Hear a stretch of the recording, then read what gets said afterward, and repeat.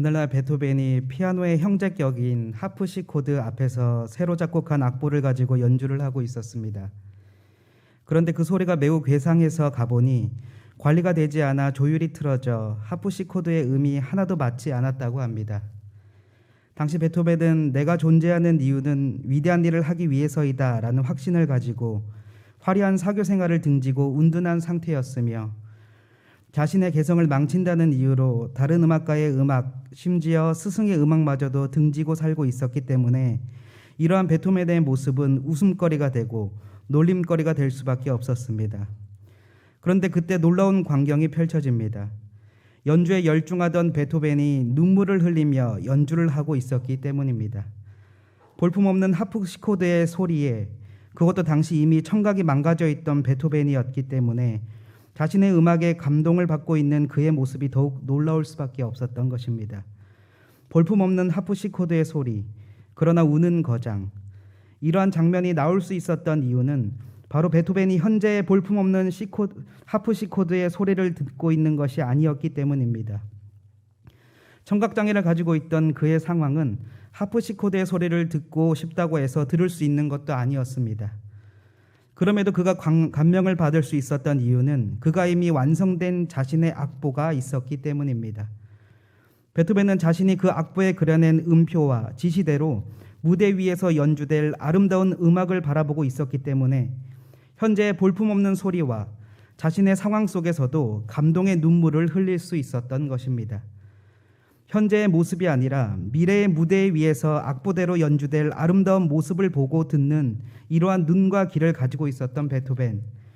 내가 존재하는 이유는 위대한 일을 하기 위해서이다라는 자신의 사명을 완수하기 위해 끝까지 달려온 그였기에 음악가로서의 최악의 상황 속에서도 오히려 더욱 아름다운 음악을 만들어내며 거장의 반열에 오를 수 있었던 것입니다.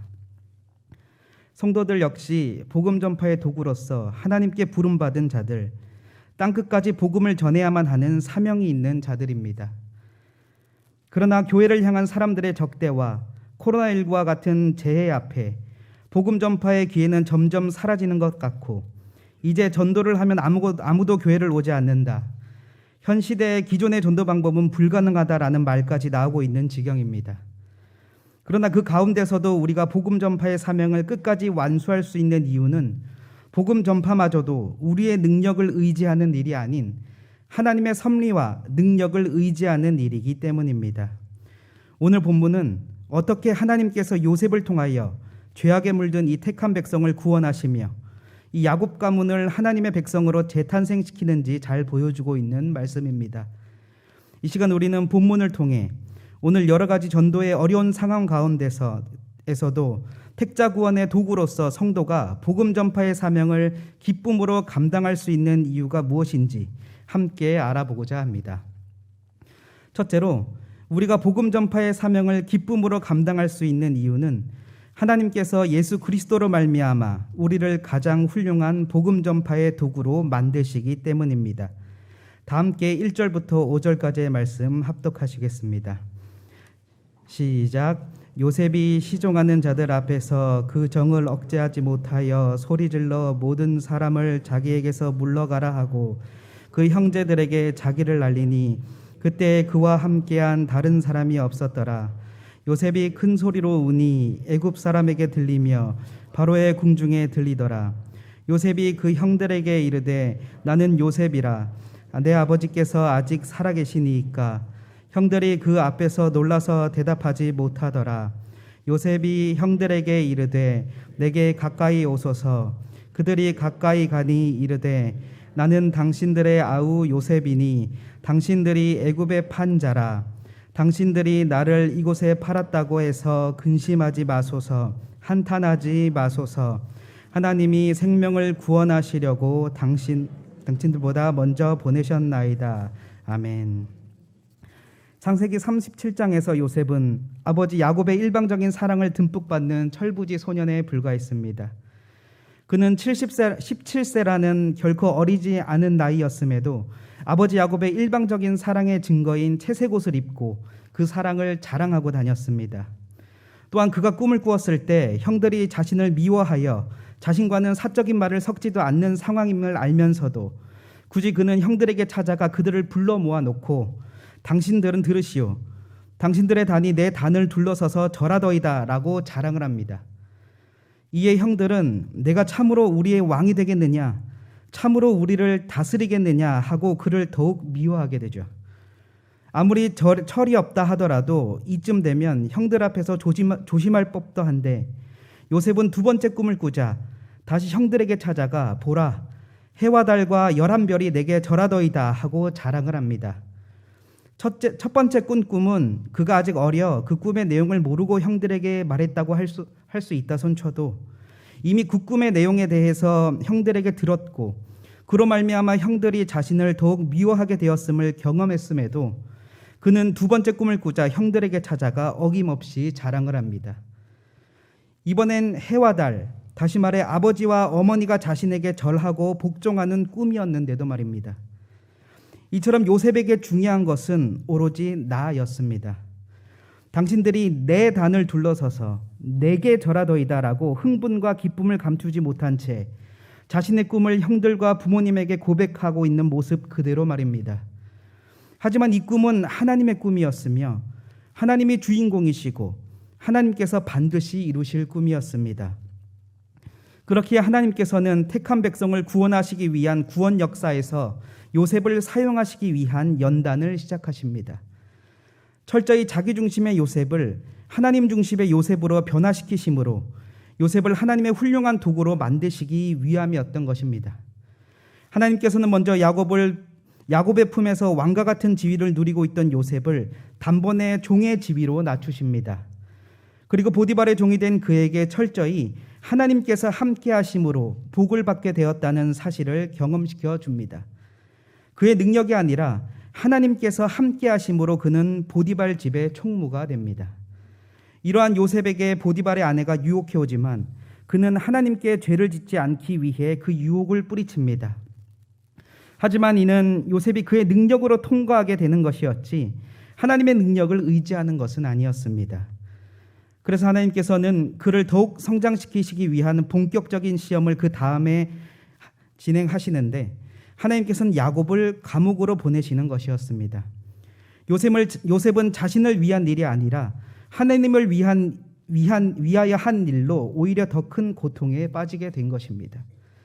이 감옥에서도 하나님께서는 어김없이 요셉에게 복을 주시며 자신이 함께함을 요셉에게 경험시키십니다. 그리고 창세기 40장에 마침내 요셉은 꿈을 관장하시는 분이 하나님이심을 고백하며 술 맡은 관원장과 떡 굽는 관원장의 꿈을 해석해주고 그 하나님의 해석이 실제로 일어남을 체험합니다. 그러나 그는 아직 하나님의 능력을 전적으로 의지하지 못합니다. 요셉은 술 맡은 관원장에게 해석대로 되면 자신을 감옥에서 건져달라고 간청을 합니다. 하나님께서 자신과 함께 하심도 알고 실제로 그 덕을 톡톡히 받고 있으면서도 하나님께서 꿈을 반드시 이루실 분이심까지도 고백하면서도 요셉은 단지 그 하나님의 능력을 자신의 유익에 활용하려고 할 뿐이었습니다.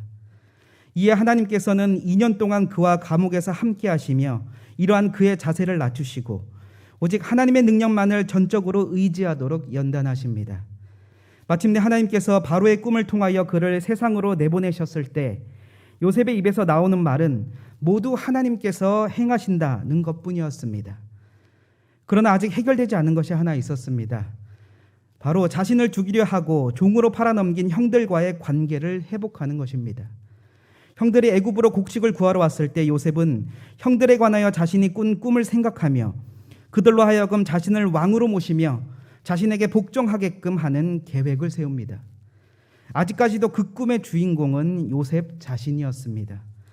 그러나 하나님께서는 요셉 앞에서 르우벤이 자신들의 죄를 뉘우치는 고백을 하게 하시고 유다가 자기 희생의 고백을 하게 하심으로 본문 1절에서 3절에 요셉이 시종하는 자들 앞에서 그 정을 억제하지 못하여 소리질러 모든 사람을 자기에게서 물러가라 하고 그 형제들에게 자기를 날리니 그때 그와 함께한 다른 사람이 없었더라.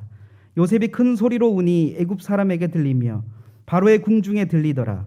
요셉이 그 형들에게 이르되 나는 요셉이라 내가 아버지께서 아직 살아계시니이까.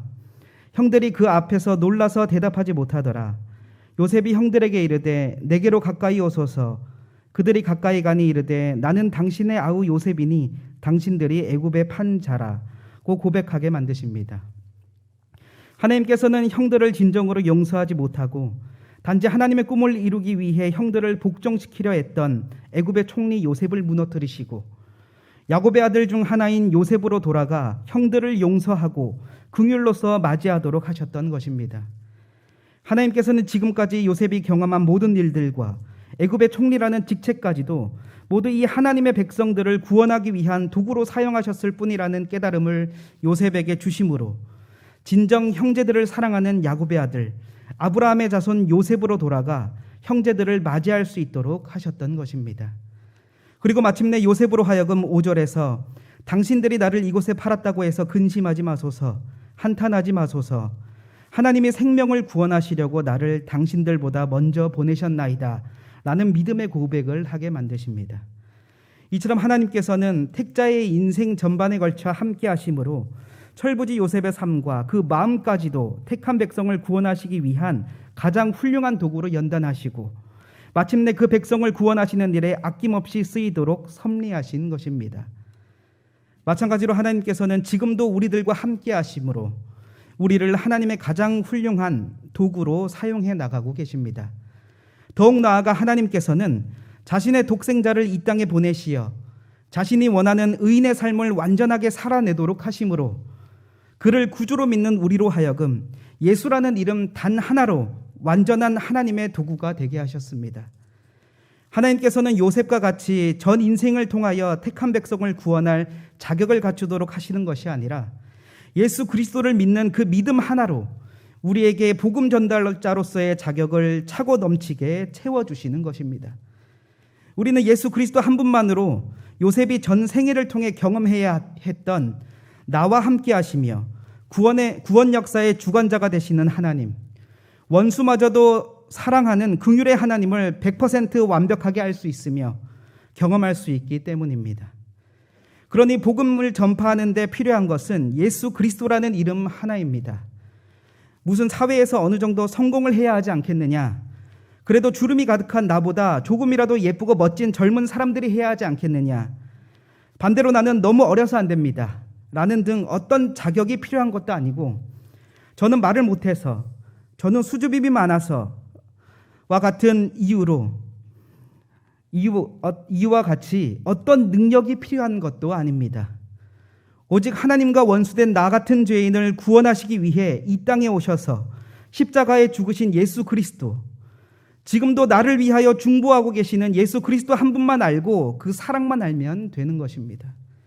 따라서 마치 자신이 이 세상의 주인인 양 어깨를 쫙 펴고 화려함으로 자신을 과시하고 있는 세상 앞에 자격이 없다, 능력이 없다 주눅들고 핑계하는 것이 아니라 이미 이 세상의 왕 되신 예수 그리스도 한 분만으로 성도 한 사람 한 사람에게 복음을 전할 자격과 능력이 충분함을 깨닫고 담대하게 세상을 향하여 기쁨으로 복음을 전하시는 모든 경향의 성도들 되시기 바랍니다. 둘째로, 우리가 복음 전파의 사명을 기쁨으로 감당할 수 있는 이유는 하나님께서 택한 백성을 구원하시기 위해 섭리하고 계시기 때문입니다. 다 함께 6절로 15절 말씀 함께 읽겠습니다. 시작. 이 땅에 2년 동안 흉년이 들었으나 아직 5년은 밭갈이도 못하고 추수도 못할지라 하나님이 큰 구원으로 당신들의 생명을 보존하고 당신들의 후손을 세상에 두시려고 나를 당신보다 먼저 보내셨나니 그런즉 나를 이리로 보내니는 당신들이 아니요 하나님이시라. 하나님이 나를 바로에게 그 온 집의 주로 삼으시며 애굽 온 땅의 통치자로 삼으셨나이다.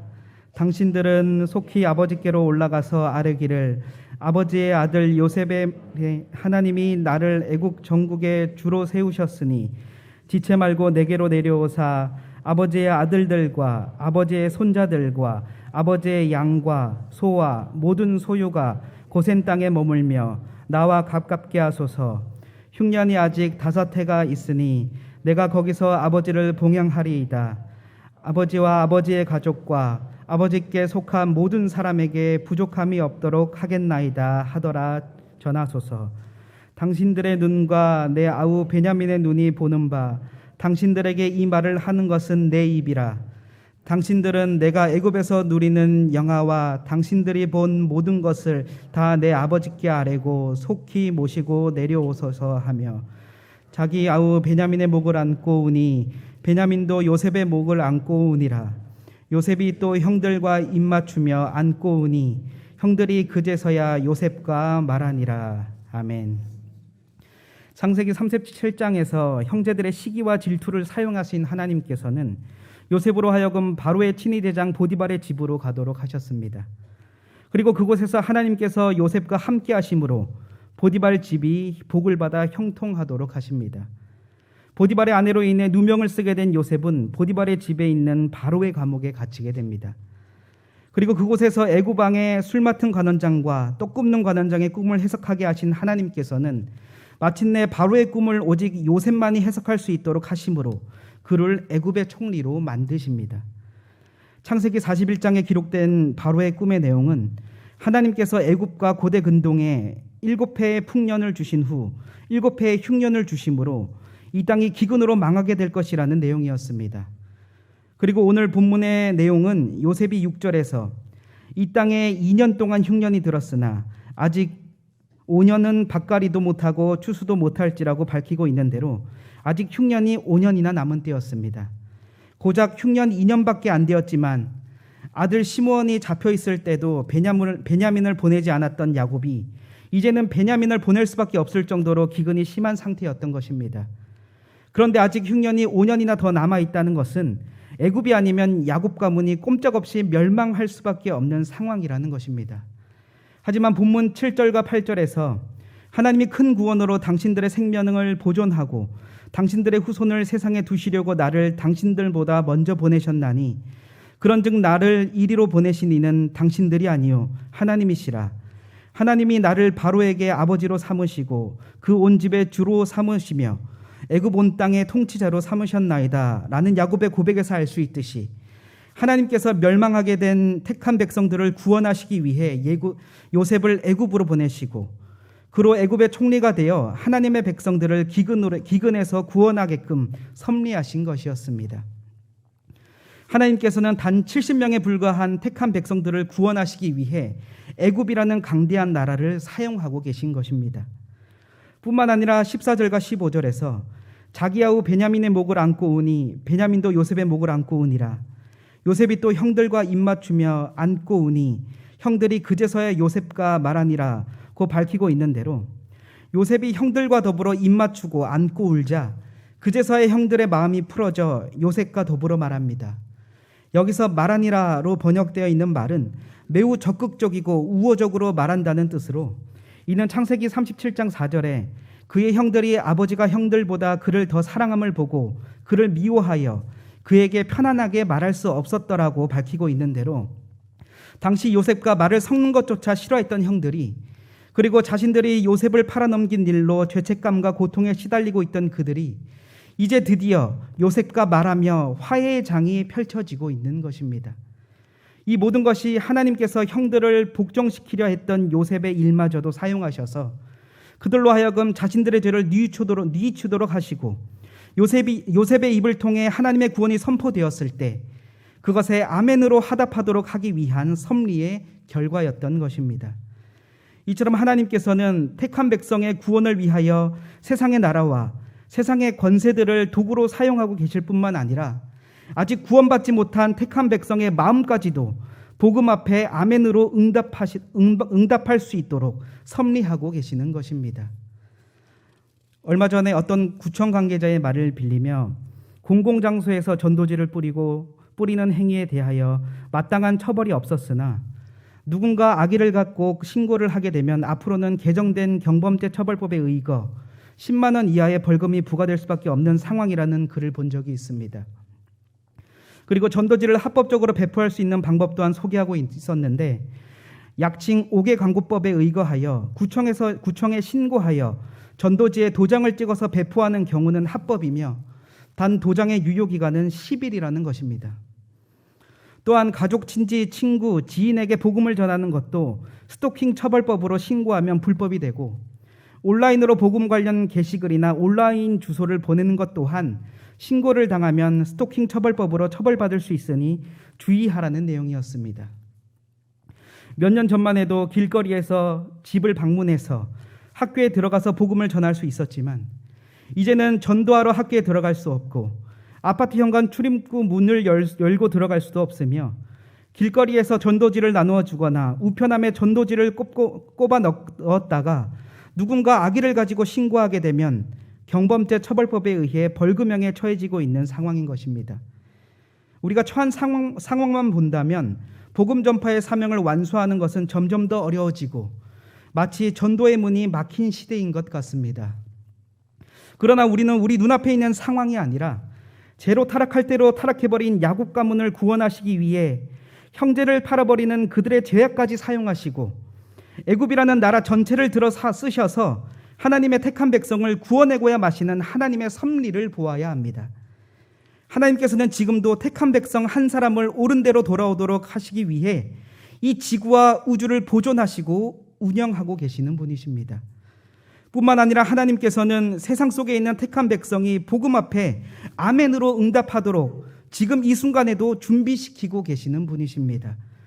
그러므로 전도의 문이 막히는 일은 절대로 있을 수 없습니다. 만약 그런 일이 있다면 바로 예수님의 재림 때문인 것이죠.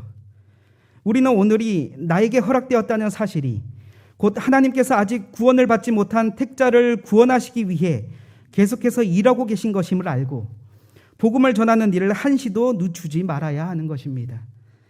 따라서 택자 구원을 향한 하나님의 역사가 지금도 진행되고 있다는 사실을 명심하시고 세상이 복음 전파의 길을 막기 위해 발버둥 칠수록 하나님께서 더욱 강한 손으로 일하신다는 사실을 의지하심으로 오늘도 기쁨으로 복음 전파의 사명 앞에 충성을 다하시는 성도들 되시기 바랍니다.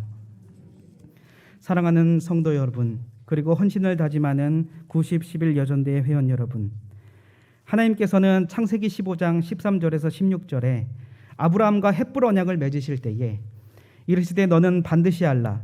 내 자손이 이방에서 객이 되어 그들을 섬기겠고 그들은 400년 동안 내 자손을 괴롭히리니 그들이 섬기는 나라를 내가 징벌할지며 그 후에 내 자손이 큰 재물을 이끌고 나오리라. 너는 장수하다가 편안히 조상에게로 돌아가 장사될 것이요 내 자손은 4대 만에 이 땅으로 돌아오리니 이는 아모리 족속의 죄악이 아직 가득 차지 아니함이라 하시더라 라고 하시며 아브라함의 자손이 이방의 객이 되어 400년 동안 그들을 섬길 것이라 예언하십니다. 하나님께서는 그 이유를 아모리 족속의 죄악이 아직 가득 차지 아니했기 때문이라 말씀하시는데 이는 하나님께서 택한 백성을 구원하시기 위한 구원 역사에 사용하실 아모리 족속이 아직 준비가 되지 않았기 때문이라는 말씀입니다. 그리고 이 아모리 족속이 준비가 될 동안 하나님께서는 야곱 가문과 애굽을 사용하십니다. 이처럼 야곱 가문의 애굽행 역시도 하나님께서 아브라함 자손을 통하여 인류에게 복을 주시기 위한 하나님의 섭리하심의 일환이었던 것입니다. 하나님께서는 아브라함의 자손을 통해 오실 여인의 후손, 즉 예수 그리스도로 말미암아 오고 올 모든 택함 받은 백성들을 구원하시기 위하여 아브라함과 이스라엘 백성을 택하시고 그들을 도구로 사용하여 구약의 온 세계를 섭리하셨을 뿐만 아니라 이제 다시 오실 예수 그리스도의 재림까지 모든 택함 받은 백성을 옳은 대로 돌아오도록 하시기 위하여 믿음의 반석 위에 이 교회를 세우시고 그 교회의 성도들을 사용하시어 세상 속에 있는 택자들을 이 교회로 불러 모으고 계신 것입니다. 하나님의 복음의 악보는 이미 완성되어 있습니다. 우리는 그 악보의 구성 요소 하나하나로서 역할을 하면 되는 것입니다.